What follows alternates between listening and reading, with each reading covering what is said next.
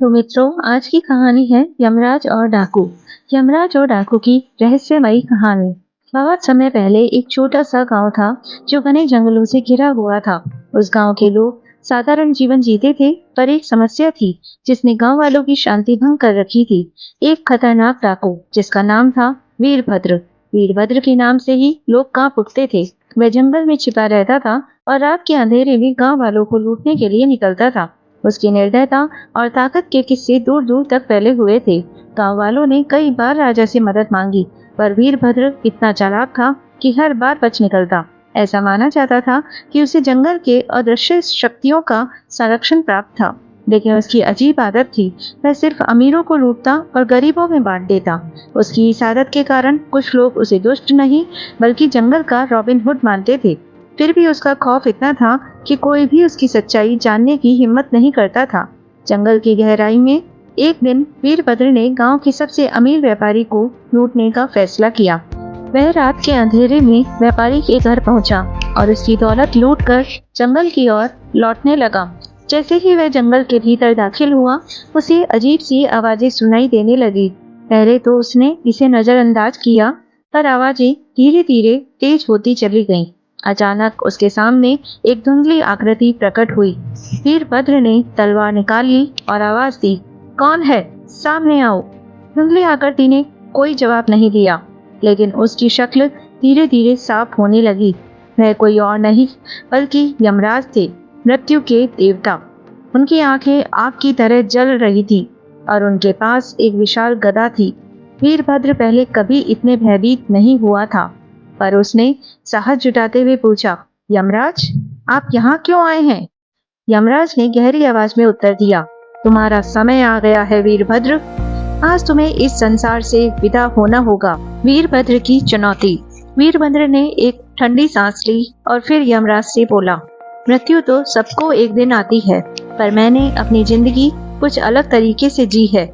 मैंने अमीरों को लूटा और गरीबों की मदद की। क्या मेरे कर्मों का कोई हिसाब नहीं? यमराज ने हल्की मुस्कान के साथ उत्तर दिया, कर्मों का हिसाब सबका होता है वीरभद्र, पर तुमने अपने कर्मों को सिर्फ अपनी दृष्टि से देखा है। वीरभद्र ने यमराज की बातों को ध्यान से सुना और फिर बोला, अगर आज मेरी मृत्यु तय है तो मुझे एक आखिरी मौका दो। मुझे इस बात का उत्तर जानना है कि मैं वास्तव में सही था या गलत। क्या मेरे कर्मों ने दुनिया में कुछ अच्छा किया है? यमराज ने कुछ पल विचार किया और फिर कहा, तुम्हें एक अवसर दिया जा सकता है, पर एक शर्त पर। मैं तुम्हें 3 चुनौतियां दूंगा। अगर तुमने ये चुनौतियां पार कर ली तो मैं तुम्हें जीवित छोड़ दूंगा, लेकिन अगर तुम असफल रहे तो तुम्हारी मृत्यु निश्चित है। पहली चुनौती, स्वार्थ और परोपकार का अंतर। यमराज ने पहली चुनौती शुरू की। उन्होंने वीरभद्र को एक गांव दिखाया जहां एक वृद्ध महिला भूखी और बेबस बैठी थी।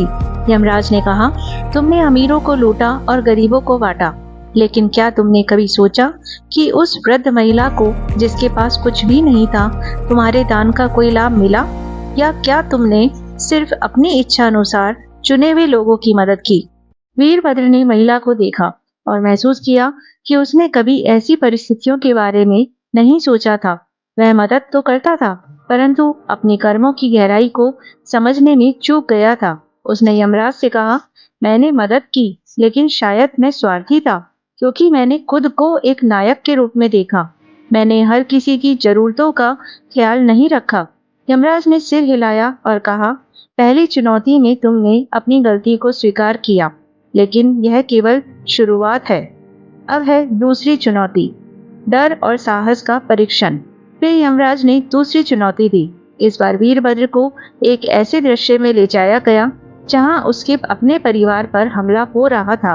उसके पास समय नहीं था, पर अगर वह भागकर अपने परिवार को बचाता तो वह खुद को बचाने के लिए लूटने वाले निर्दोष लोगों को नहीं रोक पाता। यमराज ने कहा, तुम्हें यह तय करना होगा कि तुम किसे बचाओगे, अपने परिवार को या उन निर्दोष लोगों को जो तुमसे सुरक्षा की उम्मीद कर रहे हैं। साहस का मतलब सिर्फ लड़ाई लड़ना नहीं होता, बल्कि सही निर्णय लेना होता है। वीरभद्र ने कुछ पल सोचा और फिर बिना हिचकिचाहट के अपने परिवार को बचाने का फैसला किया। उसने यमराज से कहा, मैंने अपना जीवन निर्दोषों की मदद करने में बिताया है। परंतु मेरा पहला कर्तव्य मेरे परिवार के प्रति है। वे मेरी जिम्मेदारी हैं। यमराज ने उसकी इस ईमानदारी और कर्तव्य भावना को समझते हुए कहा, यह चुनौती भी पार हो गई, लेकिन आखिरी चुनौती सबसे कठिन है। तीसरी चुनौती, मृत्यु का सामना। तीसरी और आखिरी चुनौती में यमराज ने वीरभद्र को खुद की मृत्यु का दृश्य दिखाया। इस दृश्य में वीरभद्र को दिखाया गया कि कैसे उसकी मृत्यु के बाद गांव के लोग राहत की सांस लेंगे, क्योंकि वह उनके लिए एक खतरा बन चुका था। यमराज ने पूछा, अब तुम्हें पता चल गया है कि तुम्हारी मृत्यु के बाद लोग खुश होंगे। क्या तुम इसे स्वीकार कर सकते हो, या तुम अपनी जान बचाने के लिए कुछ और मांगोगे? वीरभद्र ने गहरी सांस ली और कहा, मैंने जीवन भर अपने कर्मों को सही माना, पर अब मैं समझ गया हूँ कि मेरे कर्मों ने कई लोगों को निःशंस दुख पहुँचाया है। अगर मेरी मृत्यु से गांव वालों को शांति मिलेगी तो मैं इसे स्वीकार करता हूँ। हर किसी का समय आता है और मेरा भी आ गया है। यमराज का निर्णय। यमराज ने वीरभद्र की बातें सुनी और प्रसन्न होते हुए कहा, तुमने तीनों चुनौतियों को सच्चाई और साहस के साथ पार किया। तुमने अपनी गलतियों को स्वीकार किया और यह सबसे बड़ा गुण है। फिर यमराज ने उसे जीवन का एक और मौका देने का फैसला किया। तुम्हारी मृत्यु अभी नहीं होगी। जाओ, अपने जीवन को एक नई दिशा दो, लेकिन याद रखो, तुम्हारे हर कर्म का हिसाब होगा। वीरभद्र ने यमराज को प्रणाम किया और अपने जीवन को पूरी तरह बदलने का निश्चय किया।